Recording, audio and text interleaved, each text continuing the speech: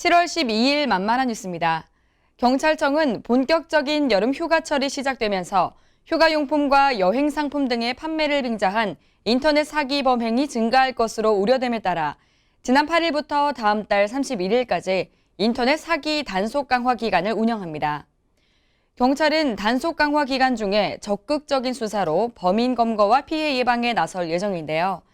그간 경찰은 매년 여름 휴가철 기간에 인터넷 사기 단속 강화를 해왔고 지난해 단속 강화 기간에는 총 517건으로 45명을 검거해 그중 15명을 구속한 바 있습니다.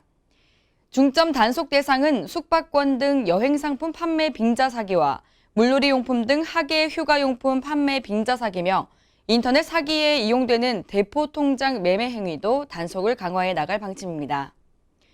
특히 전국 동시다발적으로 발생한 동일 유사 사건에 대해서는 책임 수사관서를 지정해 사건을 병합 수사합니다. 또한 다중피해 쇼핑몰 사기 사건은 지방청 사이버수사대에서 직접 수사토록 하는 등 범인을 조기에 검거할 수 있도록 수사 역량을 집중할 계획인데요.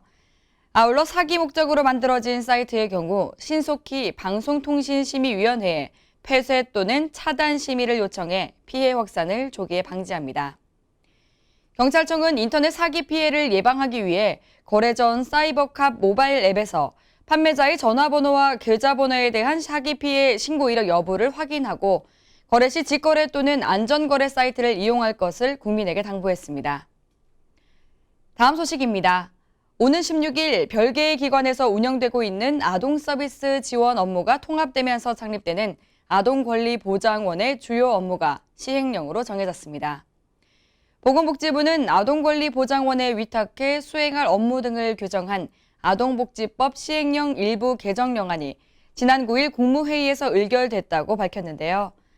법률로 입양과 아동학대 예방, 가정위탁사업 활성화와 지역 아동복지사업 운영 지원 업무 등을 아동권리보장원 사무로 정하고 나머지 지원 업무는 시행령에서 반영하기로 했습니다. 개정된 시행령의 주요 내용을 살펴보면 취약계층 아동에 대한 통합서비스 지원사업 운영 지원과 자립지원 관련 데이터베이스 구축 운영, 자산 형성 지원 사업의 운영 등 현재 별개의 기관에 위탁해 운영하고 있는 사업을 수행하도록 규정했습니다. 또 아동복지법 개정으로 새로 추진하는 사업인 아동정책 영향평가 지원 등 정책 지원 사업을 구체화했습니다. 이 밖에 아동권리보장원의 정관에 필요한 사항을 명시했습니다. 임원은 원장을 포함한 15인 이내의 이사와 1명이 감사로 하고 법률 개정으로 중앙아동보호전문기관과 중앙가정위탁지원센터의 사무를 수행하게 됨에 따라 지역에 있는 지역가정위탁지원센터와 지역아동보호전문기관의 명칭을 가정위탁센터, 아동보호전문기관으로 변경했습니다.